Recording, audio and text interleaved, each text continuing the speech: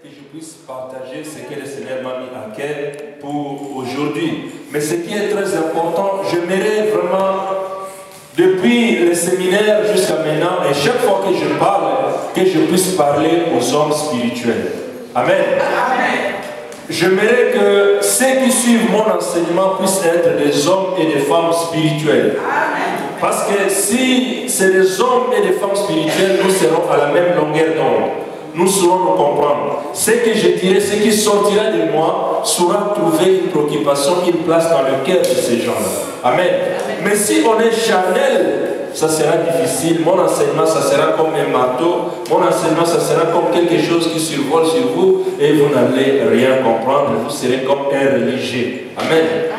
Les religieux sont des gens qui font par la forme. Comme une sœur disait l'autre fois que non, des fois elle va à l'église, comme elle est entrée, comme elle va sortir. Il n'y a pas la parole qui va le toucher, rien ne va le toucher. Mais j'ai dit, au fond de moi, je me suis posé la question, mais si c'est comme ça, pourquoi tu l'as fait? Pourquoi tu y vas? Amen. Donc, elle y va, elle rentre, mais comme elle est partie, c'est comme elle va revenir. Il n'y a rien qui change. Mais quand on est une femme spirituelle ou un homme spirituel, quand la parole de Dieu sort, ça trouve la préoccupation dans notre cœur. Amen. Quel que soit le nombre de fois que tu as entendu cette parole, mais le jour que ça sort encore pour la énième fois, tu dois comprendre ou saisir encore cette parole autrement. Amen. Parce que la parole de Dieu a toujours été une parole qui ajoute un plus dans notre vie. Amen. Nous sommes dans la joie. Amen. Oui.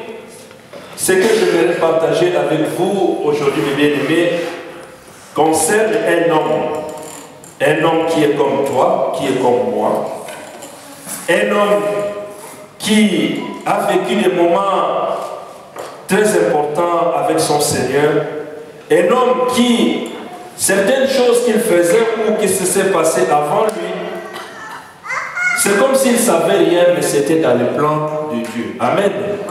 C'était dans le plan de Dieu. L'homme comme moi, l'homme comme toi, l'homme est modèle. Amen. Cet homme est un modèle. C'est un modèle et puis il était déjà un peu comme les réflexes de ce que le peuple de Dieu attendait. Le peuple juif attendait, le peuple hébreu attendait. Il était déjà un réflexe des modèles, d'un Messie, de quelqu'un qui était le porte-parole pour son peuple. Amen. Quelqu'un qui voulait libérer son peuple. Mais à un moment, il voulait le faire. Comme je dis, il faut, avant d'écouter mon message, il faut que vous soyez homme spirituel. Mais lui, cet homme voulait à un moment être un homme charnel. Croyait qu'il voulait défendre, arriver à son but par ses propres moyens, par sa force, par ce qu'il est. Mais Dieu l'avait montré que non, ce n'est pas de cette façon. C'est moi qui combats. Amen. C'est moi qui combats, c'est moi qui précède toute victoire. C'est Dieu qui précède toute victoire. Et cet homme, Dieu l'avait fait passer même dans une école. Et dans cette école, il a fait sortir grand. Amen. C'est pourquoi, bien aimé, il y a de certaines circonstances qui vous arrivent dans la vie, ne craignez pas. Amen. Amen. Amen. Ne craignez pas parce que c'est une école, c'est un chemin que le Seigneur veut te parvenir pour arriver à son but. Amen. Parce que c'est Dieu qui tient le bout d'un côté à un autre. Si on est dans les mains du Seigneur, tout ce qui nous arrive, on se pose tout simplement la question, Seigneur, qu'est-ce que tu veux m'enseigner?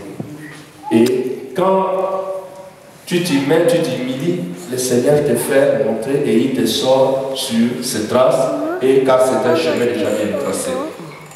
L'homme, comme moi, l'homme comme modèle que je voudrais partager avec vous, je pense qu'il y en a qui ont essayé d'imaginer, il s'agit de Moïse. Moïse, son histoire, sa petite histoire, c'est dans le livre des Galates, à partir dans le chapitre 7, c'est Étienne qui raconte son histoire. Dans le livre des Galates, livre des Actes, dans le livre des Actes, chapitre 7, ça c'est pour ceux qui écrivent, mais nous allons lire pas dans les Actes, mais je voudrais juste quand même vous détailler un peu. Son histoire, c'est dans le livre des Actes, chapitre 7, à partir du verset 17,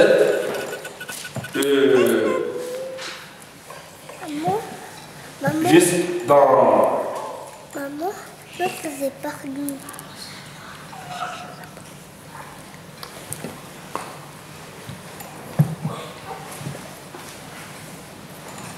Donc dans le livre des Actes chapitre 7, à partir du verset 17, si vous continuez, jusque dans le verset 40, 41, 42 comme ça. Ça c'est pour comprendre un peu plus précisément cette histoire de Moïse. Mais pour partager avec vous cet après-midi, je voudrais que je puisse parler de Moïse dans le livre d'Hébreux. Mais son histoire en détail, c'est ce qui est un peu le résumé des Actes des Apôtres. Mais dans le livre d'Exode, vous pouvez aussi trouver son histoire. Mais je prends un peu en résumé de ce qui est dans le livre d'Hébreux. Hébreux chapitre 11, à partir du verset 23 jusqu'au verset 28. Hébreux 11, 23 à 28. La Bible nous dit ceci. C'est par la foi que Moïse, à sa naissance, fut caché pendant 3 mois par ses parents, parce qu'ils virent que l'enfant était beau et il ne craignit pas l'ordre du roi. C'est par la foi que Moïse, devenu grand, refusa d'être appelé fils de la fille de Pharaon. Il préféra être maltraité avec le peuple de Dieu que d'avoir pour un temps la jouissance du péché. Il regarda l'opprobre de Christ comme une richesse plus grande que les trésors de l'Égypte, car il avait les yeux fixés sur la résurrection. C'est par la foi qu'il quitta l'Égypte sans être effrayé de la colère du roi, car il se montra ferme comme voyant celui qui est invisible. C'est par la foi qu'il immola la Pâque et fit l'aspersion du sang, afin que l'exterminateur ne touche pas au premier-né des Israélites. Amen. Amen. Donc, je vous dis, dans le livre d'Exode, vous pouvez lire encore plus précisément tous ces détails de ce qui était la vie de Moïse, comment il est né, dans quelles circonstances ses parents l'ont gardé, et Étienne donne aussi un petit résumé concernant Moïse, mais dans le livre d'Hébreux, on donne aussi le bref aperçu, disant que avant même que Moïse puisse être Moïse, c'est ses parents, parce que Pharaon avait donné l'ordre que tout enfant mâle qui allait naître, qu'on puisse tuer cet enfant. Amen. Laissant que les filles puissent grandir. Pourquoi? Parce que selon la promesse de Dieu, ça s'est fait que Dieu avait donné la promesse à Abraham. Quand il a donné la promesse à Abraham, Abraham était seul, Abraham était stérile, Abraham n'avait pas d'enfant, mais Dieu lui avait dit, je vais bénir ta postérité. C'est la folie. Amen. Pendant qu'il n'a rien, et pendant que lui-même, Abraham a fait l'expérience qu'il n'avait pas d'enfant, il avait des difficultés pour avoir des enfants, mais Dieu dit, je vais bénir ta postérité. Et ta postérité sera plus nombreuse que les étoiles du ciel et les sables au bord de la mer. Amen. Entre-temps, lui-même a passé des années et des années, il n'avait pas d'enfant. Et quand Dieu lui avait dit que je vais te bénir, Dieu parlait d'Abraham comme étant homme spirituel. Amen. Mais Abraham comme étant homme naturel, comme homme charnel, il voyait qu'il n'avait pas d'enfant. Et c'est là qu'il est allé coucher avec Agar pour avoir Ismaël. Amen. Amen. C'est là le contraste. Une seule personne peut être au même moment spirituel et au même moment charnel. Et à ce moment, Dieu, comme il avait versé sa bénédiction, sa promesse sur Abraham, on voit Abraham avait eu Isaac, Isaac avait eu Jacob, Jacob avait 12 enfants avec les autres. Est-ce que c'est vraiment cette bénédiction-là que Dieu voulait? De telle sorte que cette famille s'est retrouvée où c'est en Égypte. Amen. La génération, la descendance d'Abraham s'est retrouvée en Égypte. Et quand ils se sont retrouvés en Égypte, sous le règne de Pharaon, bien sûr, par leurs frères, cousins, leur oncle Joseph, la famille commençait à se multiplier. Ils sont devenus nombreux. Amen. Bien aimé, plus dans la vie on monte, plus dans la vie on grandit, plus dans la vie on s'épanouit, sache que ça devient un problème. Amen. ça commence à devenir un problème. Soit peut-être tout autour de toi, ton entourage, ça commence à devenir un problème. Mais si on a les yeux fixés sur Dieu, ça c'est pas un problème. Amen. Parce qu'on sait qui a fait la promesse, qui a dit je te bénirai. C'est pas parce que Dieu qui a dit qu'il te bénira et les regards des gens qui sont tout autour de toi puissent empêcher la bénédiction. Non. Les regards des autres ne peuvent pas empêcher ta bénédiction si Dieu a dit quelque chose sur toi. Amen.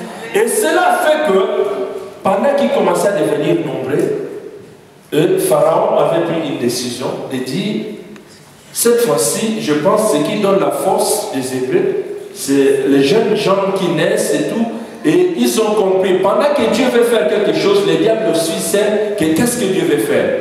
Et Dieu, pendant ce temps, il savait que c'est maintenant le moment où, là c'est dit dans Actes des Apôtres chapitre 7, le verset 17, que lorsque la protection, la bénédiction que Dieu avait promis à Abraham, lorsque le nombre des enfants de cette génération s'est accru, Dieu s'est souvenu et il a repensé à cette bénédiction, à la parole qu'il avait donnée à Abraham. Et pendant ce temps, il les a suscité quelqu'un. Mais pour susciter quelqu'un, Dieu ne voulait pas ouvrir le ciel et faire descendre Moïse. Mais Dieu a fait quoi? Il a commencé à bénir d'abord une famille. Amen. Dieu a commencé par bénir une famille.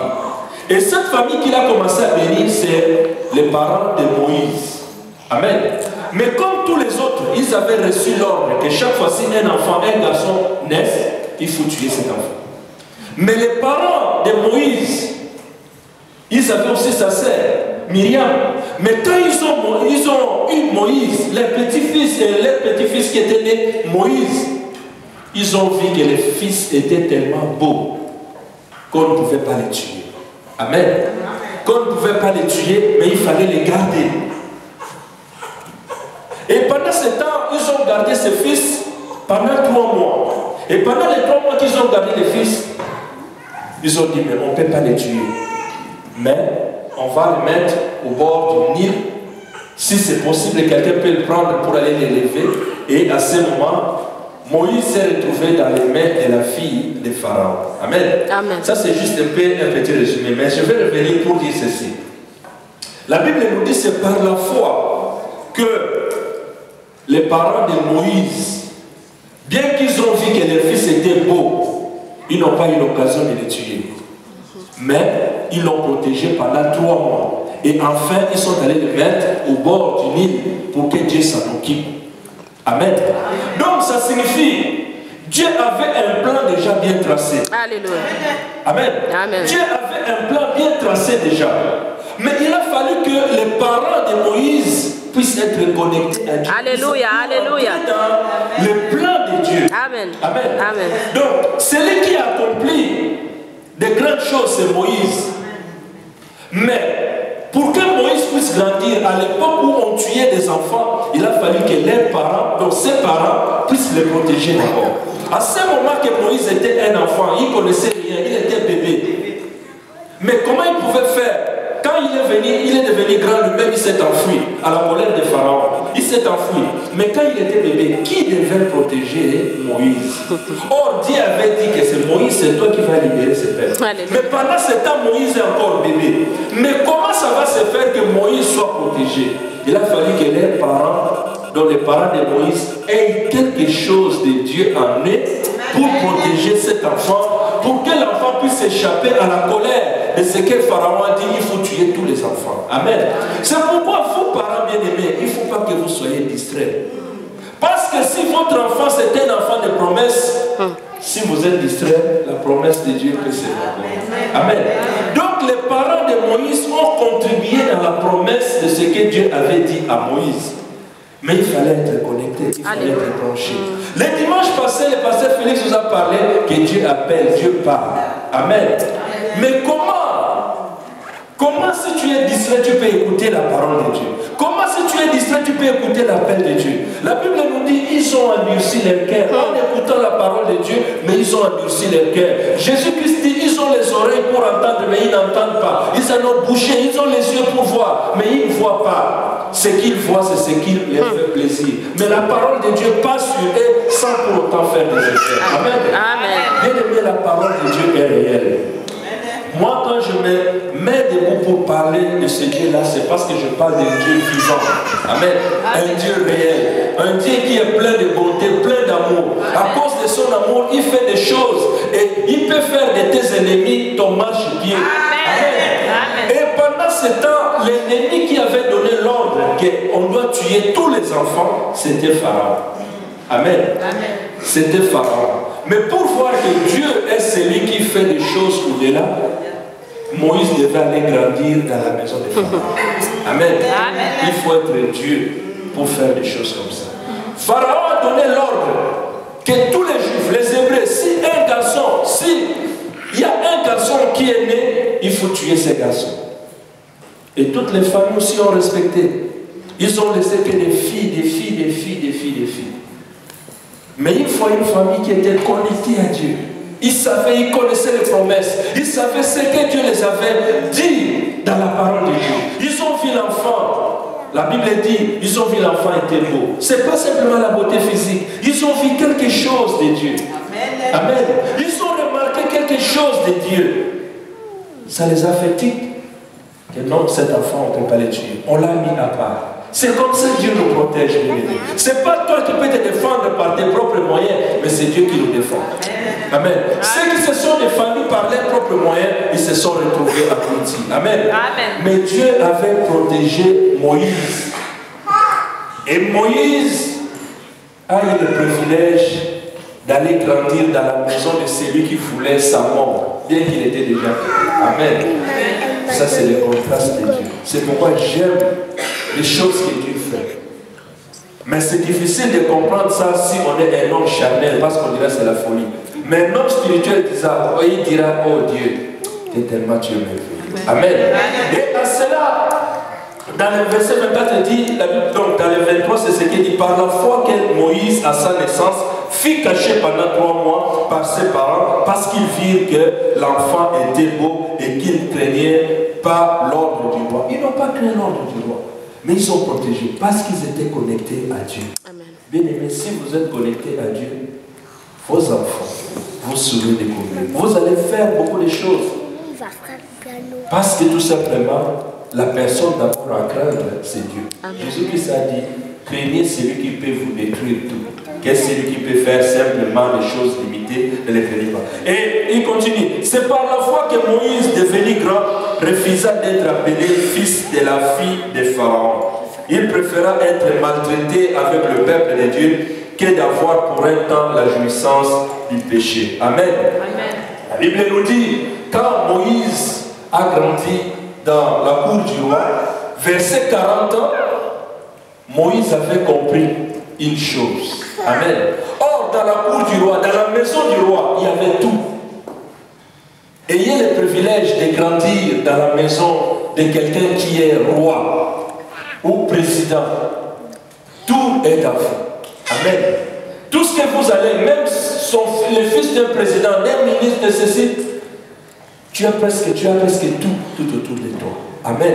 Mais Moïse, quand il a grandi dans la cour du roi, la Bible nous dit qu'il était quelqu'un qui était tellement sage, tellement intelligent. Avec ce privilège qu'il avait, on pouvait même, étant un fils adoptif, il avait les mêmes privilèges que tous ceux qui étaient dans la cour du roi. Comme il était beau, comme il était intelligent, comme il avait tout, un jour il pouvait même devenir pharaon. Amen. Amen. Moïse pouvait même un jour devenir pharaon. Mais Moïse a vu tout cela. Il a dit non. Il s'est identifié dans la souffrance de son peuple. Amen. Parce que dans Moïse, il avait les sangs d'un peuple élu. Les sangs de ce peuple qui était appelé à marcher dans la sainteté, dans la droiture, dans la crainte de Dieu. Amen. Amen. Mais il a vu qu'il y avait toute l'abondance. Mais la Bible dit c'est par la foi que Moïse, à un moment, refusa tout cela. Parce qu'il s'est identifié à la souffrance de son peuple. Et quand il s'est identifié à cette souffrance, il a vu que non, c'est le temps de faire des choix. Amen. C'est un moment de faire le choix. Bien aimé, l'abondance, comme disait un pasteur, je ne sais plus qui, il disait, ici quand on est en Europe, tellement on voit, il y a la fraise, il y a les melons, il y a beaucoup de choses. On risque de se mettre dans toutes ces choses-là et on oublie le Seigneur. Amen. Amen. Il faut faire attention. Il faut faire attention. Le monde nous offre beaucoup de choses, mais il faut faire attention. Il faut faire attention.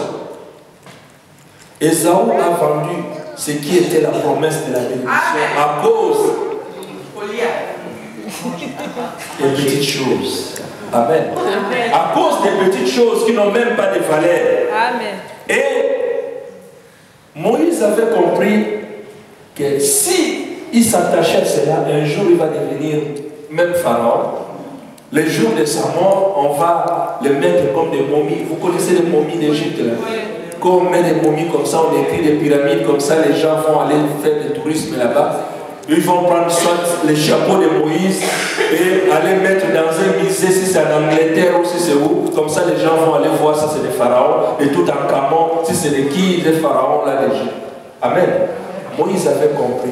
Il dit, si je continue dans ce chemin-là, si je continue dans cette joie-là, je finirai comme ça aussi avec quelques écrits, avec une tombe qu'on va faire en Égypte, dans les fonds faits d'Égypte, là-bas, c'est où, que voir, c'était Moïse qui était pharaon de telle année à telle année. Amen. Moïse avait compris. Amen. Parce qu'il était déjà au départ l'enfant de la promesse. Il était au départ l'enfant de la promesse. Et dans cette promesse, il connaissait qu'est-ce que Dieu voulait faire. Et pendant ce temps, comme il connaissait, il sentait en lui ce que Dieu veut faire. Moïse, avant, il est allé sur un chantier comme il était chef, le fils du roi, le fils du pharaon. Il est allé dans un chantier, il a trouvé un Égyptien qui tapait un Hébreu et il a pris cet Égyptien-là, il l'a tapé et il l'a tué. Amen. Amen. Pendant qu'il s'identifiait à cette souffrance. Et comme il a tué cet Égyptien, le lendemain il est allé, il a encore vu des Hébreux qui étaient en train de se disputer. Il a dit, mais vous êtes des frères, pourquoi vous vous bagarrez? Vous êtes entre vous. C'est quoi? C'est ton frère. Ne fais pas cela, ne fais pas du mal. L'Hébreu dit, toi je t'avais vu hier.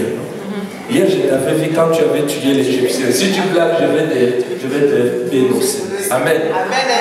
Moïse a compris qu'il n'a pas encore compris. Amen. Mon peuple périt par manque de connaissances.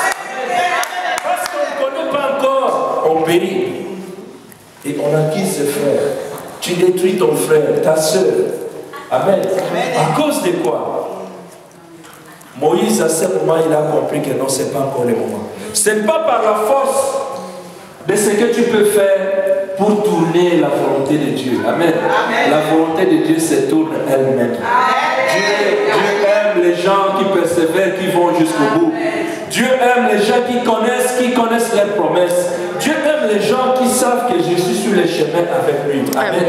Parce que si tu reconnais que tu es sur le chemin avec lui, ça te fait du bien. Amen. C'est comme souvent je dis, il y a certaines personnes qui sont chez eux à la maison, mais ils ne savent pas qu'ils sont chez eux. Ils sont à l'aise ailleurs. Hier le soir, on était comme ça quand on a fini de manger les pot-au-feu que j'ai préparés pour toute ma famille. On a fini de manger Siona et nous, et maman était là. Je dis, ah, on est chez nous. Amen. On est chez nous, c'est notre. Si Siona était quelque part, on va lui dire, Siona, rentre chez vous. Donc Siona viendra ici chez nous. Amen. Il faut de temps en temps, dans toi-même, tu réalises que c'est toi et qu'est-ce que Dieu t'a promis. Quelles sont les promesses que tu as pour accomplir la vie. Amen. Bien-aimés, ne soyez pas tout simplement comme ça. Non. Tu as une mission précise sur la terre. Amen. Tu n'es pas venu pour rien. Tu as quelque chose que tu dois accomplir sur la terre. Mais si tu n'es pas encore entré dans les promesses, ça sera difficile de les techniser. Pourquoi? Parce que nous voyons, il y a beaucoup de mamans, beaucoup de jeunes filles, quand elles veulent passer une grossesse, elle va avorter.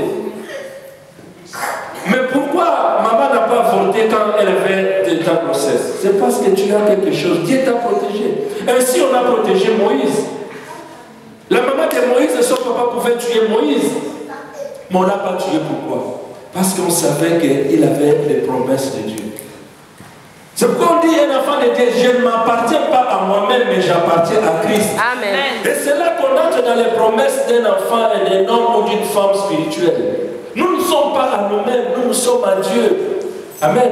Nous sommes à Dieu. C'est ça qui est très important. Et tout cela, Moïse avait compris que ce n'est pas le fait de posséder toute la gloire d'Égypte qui va l'aider. Mais il a su que le repos se trouve dans le renoncement. Amen. Dans le renoncement, il y a le repos. C'est là où il y a le repos. Mais sinon, il pouvait bénéficier de toute la gloire. Imagine, il était la fille, il était le fils de la fille de Pharaon. Si la fille ne pouvait pas devenir Pharaon, mais son fils, qui est Moïse, pouvait devenir.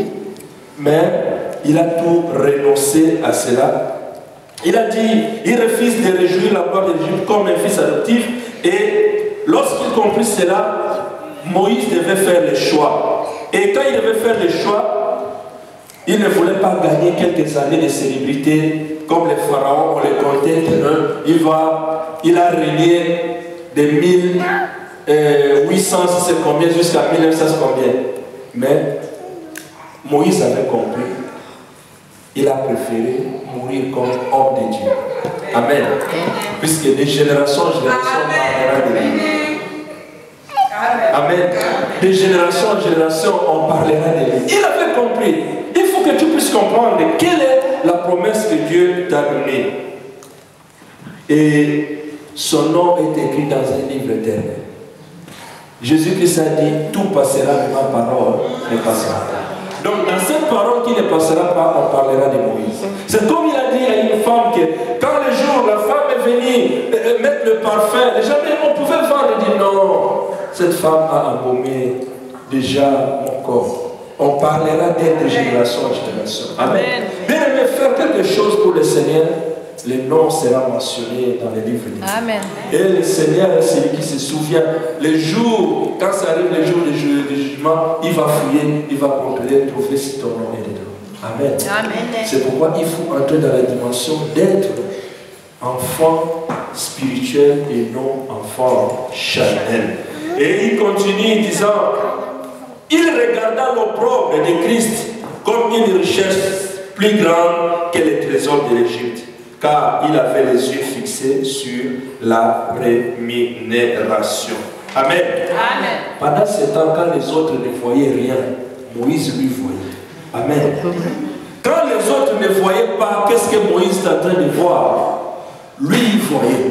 Il voyait l'opprobre, il voyait l'identification. Il a dit, même dans Deutéronome, Moïse avait dit, au temps opportun, Dieu se souviendra de vous, il vous suscitera encore un prophète, un homme grand comme moi. Amen. Amen. Amen. Le Seigneur se souviendra de vous. Parce qu'il avait compris, les yeux étaient loin. Bien-aimé, un enfant de Dieu ne peut pas être celui dont les yeux tournent tout autour qu'il y a des doigts là. Il faut voir loin. Il faut voir tellement loin. Parce qu'un homme spirituel, c'est celui qui marche par la foi et non par la vie. Par la vie, nous sommes limités. Par la vie, nous sommes déçus. Par la vie, nous entendons des choses qui nous découragent. Amen. Amen. Par la vie, tu peux voir des signes. On te montre que non, ce signe-là qui est sorti, ça c'est le début du cancer. On te montre que ça qui est sorti, ça signifie tes parents, ceci, ceci. Ça c'est par la vie. Mais par la foi, on sait que le Seigneur, quelle que soit la situation, tout ce que je peux avoir, c'est le Seigneur. Amen.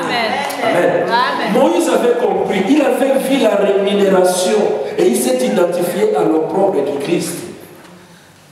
L'opprobre du Christ, c'est ce que la Bible nous dit. Des riches qu'il était, il s'est fait pécheur. Il s'est fait pauvre pour que toi et moi nous devenions riches. Amen. Amen. Mais dans le monde, on dirait, mais on ne te voit pas que tu es riche. Tu n'as pas de voiture, tu n'as pas de ceci, tu n'en as pas. Mais je suis riche parce que j'ai Jésus-Christ. Amen. C'est Jésus-Christ qui est ma richesse. Amen. On peut tout me dérober, on peut tout me prendre. Mais c'est Jésus qui est ma richesse. C'est ça que Moïse avait vu. C'est ça que Moïse avait compris. Mais quand Moïse avait compris cela, et quand il a compris tout cela, c'est par la foi qu'il quitta l'Égypte sans être effrayé de la colère du roi, et il se montra ferme comme voyant celui qui est invisible. Quand Moïse a compris tout cela, et il a essayé par ses propres moyens à libérer le peuple, à entrer dans la promesse que Dieu lui avait faite, il a compris que non, c'était pas ça. Il fallait qu'il aille chercher la face de Dieu. Amen. Et cherchant la face de Dieu, il a compris que le Dieu qui faisait des grandes choses n'était pas ce Dieu visible. Le Dieu où, en Égypte, à ce moment, on prenait pour eux, ils prenaient le Nil, le crocodile qui était dans le Nil, comme si c'était des dieux. Avant que ça se passe, on va te mettre de l'eau du Nil, Mais Moïse avait compris que non, la puissance de celui qui libère est dans les dieux invisibles. Amen. C'est dans les dieux invisibles qu'il y a la puissance. Ce n'est pas ce que vous allez dire de moi que je suis aujourd'hui, que je peux penser que je suis cela. Non, je suis ce que Dieu dit de moi que je suis. Je ne suis pas ce que les hommes parlent de moi que je suis. Non, moi je suis ce que Dieu dit de moi que je suis. Amen. C'est ça quelque chose que Moïse avait compris. Et à cela, il avait pris une décision. Il s'est élevé contre la colère du Pharaon et il a dit non, il faut qu'il aille être en contact avec ce Dieu-là. Amen. Et Dieu, dans son plan, il ne s'est pas caché, Dieu s'est manifesté. Amen. Quand Dieu s'est manifesté à Moïse, Dieu s'est manifesté et comme Moïse avait les yeux fixés sur lui, il avait pris cette résolution, déjà c'est par la foi qu'il est mort. Donc quand il a pris cette résolution de quitter, c'est là que Moïse, Dieu l'avait touché de lui, disant que Moïse, maintenant c'est le moment où tu vas libérer mon peuple. Amen. Amen. Parce qu'il avait pu renoncer. J'ai dit, pour entrer dans le repos, c'est le renoncement. Amen. C'est le renoncement qui nous fait entrer dans le repos. Et à cela, quand il a renoncé, il a pris la résolution, il a dit, je préférerais autant mieux souffrir dans le désert, mais servir mon Dieu. Amen. Servir mon Dieu. Et à cela, Dieu lui avait donné l'opportunité, quand ils sont sortis, avant de voir tout cela, il a compris que le salut n'était pas dans les eaux du Nil, mais le salut était dans le sang de l'agneau. Amen. Et c'est ce sang d'agneau que le peuple d'Hébreu, quand ils étaient en Égypte, ils ont mis sur leur portail. Et quand l'ange exterminateur est venu, il a compris que là il y a le sang, il est passé et les Égyptiens ont perdu leurs enfants. Et c'est cette dimension qui fait que c'est Dieu qui était au contrôle de toute situation. Amen. Bien-aimé, Dieu est invisible, mais s'il saisit quelqu'un, si Dieu veut marcher avec toi, il marche avec tous ceux qui ont la promesse, qui ont Jésus-Christ dans leur cœur. Amen. Si on a Jésus-Christ dans notre cœur, c'est là qu'on marche aussi. On est aussi inclus dans cette promesse. Amen. On est aussi inclus dans la promesse de la bénédiction de Dieu. Tu n'es pas n'importe qui. Tu es enfant de Dieu. Tu as aussi des promesses. Tu as des choses que le Seigneur veut réaliser avec toi. Amen. Amen. Il suffit d'avoir l'obéissance envers le Seigneur. Il suffit de comprendre et connaître le Seigneur. Il suffit de creuser les mystères de la parole de Dieu. N'entre pas dans le sens de la religion. La religion ne sauve pas. C'est Jésus-Christ qui sauve. Amen. C'est Jésus-Christ qui sauve.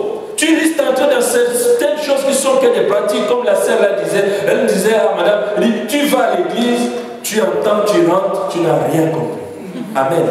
Non, c'est pas ça. La parole de Dieu, quand ça touche, ça change quelque chose. La parole de Dieu, quand ça vient dans le cœur, ça change quelque chose. On voit les choses autrement. Quand dans les choses qu'on voit tout autour de nous, nous perturbe, nous ne savons plus quoi faire. Mais Dieu vient nous donner l'espoir. Il vient te dire, relève encore la tête.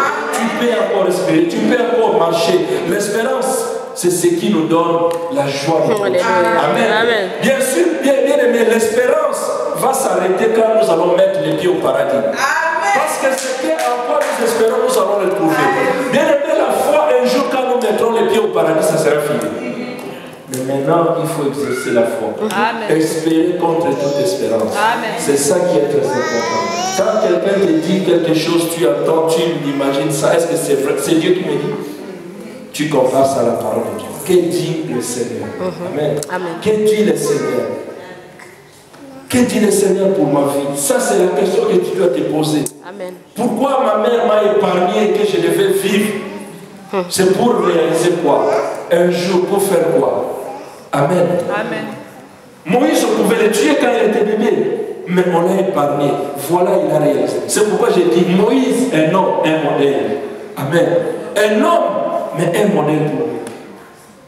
Pour Jésus, tu vas dire oui, sa naissance, on l'avait déjà annoncé. Il était déjà le fils. Mais Moïse, un homme, un modèle pour lui. Amen. On l'a épargné de la mort. Quand on l'a épargné de la mort, plus il grandissait, il a compris. Tu dois t'identifier. Amen. Amen. Tu dois t'identifier. C'est dans ton identité que tu comprendras que le Seigneur a besoin de toi. Le Seigneur a besoin de toi. Le Seigneur a besoin que tu réalises ce qui est une mission pour lui. Amen.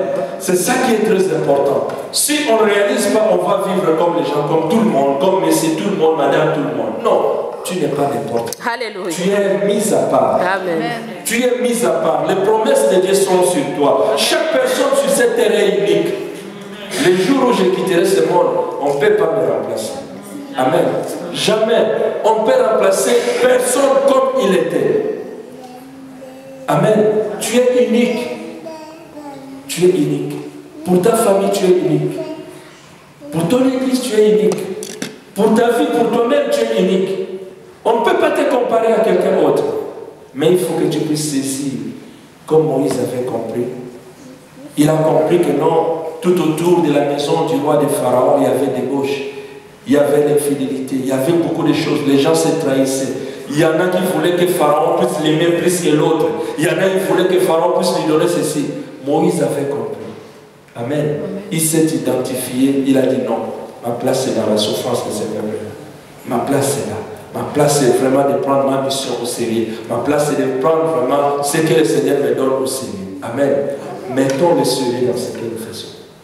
Amen. Mettons le sérieux dans ce que nous faisons. Et c'est là, quand on s'attache à Dieu, on va s'attacher à Dieu. Il y a des choses, oui, dans ce monde, nous pouvons avoir la connaissance. Nous pouvons voir ce que nos écoles, nos formations nous ont donné, nos parents nous ont donné. Mais ce qui est très important, c'est de connaître la volonté de Dieu. Amen. Amen. La volonté de Dieu est au-delà de toutes choses. La volonté de Dieu dépasse même l'intelligence, les diplômes, tout ce qu'on peut avoir. Ça passe à ce Dieu qui est... J'aime bien une dame qui prêche, Joyce Meyer. Joyce Meyer dit, à un moment de sa vie, elle savait qu'elle n'était plus bonne à rien. Parce que pendant que les autres allaient étudier dans l'université, elle n'avait pas eu l'opportunité d'étudier à l'université. Amen. Mais ce qui était nécessaire pour elle, c'était une femme de prière. Elle priait tellement le Seigneur, elle priait tellement Dieu, de telle sorte que pendant qu'elle priait, pendant les moments qu'elle priait, elle est devenue quelqu'un que les gens commençaient à appeler vraiment pour cette situation. J'ai besoin que tu puisses m'aider dans la prière. Amen. Que tu puisses m'aider dans la prière. Joyce Meyer commençait à entrer dans les maisons des gens qu'elle croyait qu'elle était inférieure, mais ces gens, quand elle arrive, ces gens disent, oh, toi tu es plus mieux que moi, tu peux prier pour moi. Amen. Et de temps en temps, quand elle a continué, elle est devenue quelqu'un que le Seigneur a mis la main. Elle est devenue une grande prédicatrice, même dans les ordinateurs, dans l'internet, si vous regardez Joyce Meyer, vous allez comprendre. Mais maintenant, quand elle prêche la parole, dans des auditoires, il y a les grands de ce monde. Amen. Les grands de ce monde qui quittent pour venir écouter ce que Joyce Meyer veut dire. Amen. Et là, elle a compris que le Seigneur peut t'élever sans appui. C'est ce que j'ai dit, la bénédiction de l'hélicoptère. Mais il faut que tu sois attaché avec Dieu. Il faut que tu sois connecté à Dieu. Dieu ne fait rien. Jésus dit, on ne peut pas jeter les pains pour les chiens. Pour que tu aies cette bénédiction, pour que le Seigneur fasse quelque chose, il faut que tu sois branché, connecté à lui.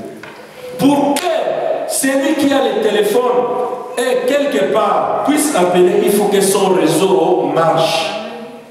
Celui qui est chez Orange, si tu es quelque part, il n'y a pas de réseau, même si le réseau de Suscom est là, tu ne peux pas appeler parce que tu n'es pas branché à ce réseau. Amen. Avec Dieu, c'est comme ça. Dieu, pour faire de grandes choses aussi dans notre vie, il faut qu'on soit en contact avec lui. Amen. Dieu n'est pas un Dieu d'habitude.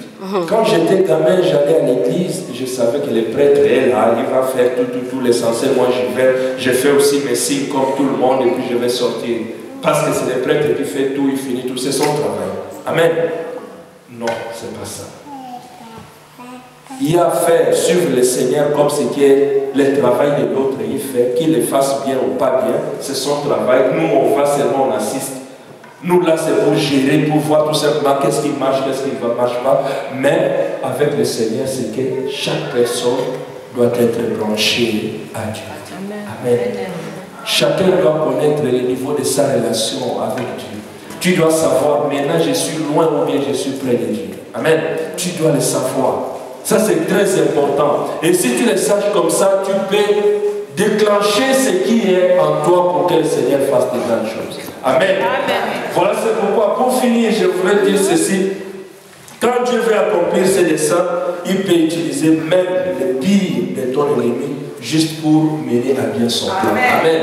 Dieu a utilisé Pharaon parce qu'il voulait mener un plan pour son peuple. Amen. Dieu est celui qui fait, il envoie toutes les pistes, comme l'avion se perd dans les radars, dans les aéroports. Dieu est celui qui peut envoyer toutes les pistes pour arriver tout simplement au but de ce qu'il veut faire. Et nous sommes tous dans les mêmes bateaux comme Moïse. Nous connaissons à peine ou pas encore que Dieu veut. Nous ne connaissons pas encore ce que Dieu veut faire pour nous. Amen. Mais si nous sommes loin, nous ne saurons pas. Mais si nous nous approchons de Dieu, nous le suivons avec crainte.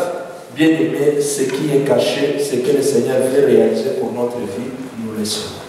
C'est ce que la Bible dit, l'obéissance vaut mieux que le sacrifice. Ce n'est pas le nombre de sacrifices que tu vas faire à Dieu qui sera important. Le nombre de vouloir bien faire qui sera important, mais c'est ton obéissance envers Dieu, ton approche envers Dieu qui fera que tu puisses entrer dans la bénédiction de Dieu.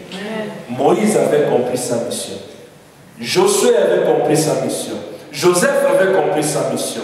Marie de Magdala avait compris sa mission. Paul avait compris sa mission. Silas, Timothée, ils ont compris leur mission. Aujourd'hui, Dieu t'appelle par ton nom. Jean-Christ, tu as compris ta mission. Linda, tu as compris ta mission. Lélie, tu as compris ta mission. Félix, tu as compris ta mission. Élisée, tu as compris ta mission. Percy, tu as compris ta mission. Le Seigneur t'appelle par ton nom. Est-ce que tu as compris ta mission? Amen. Amen. Que le Seigneur te bénisse. Amen. Amen.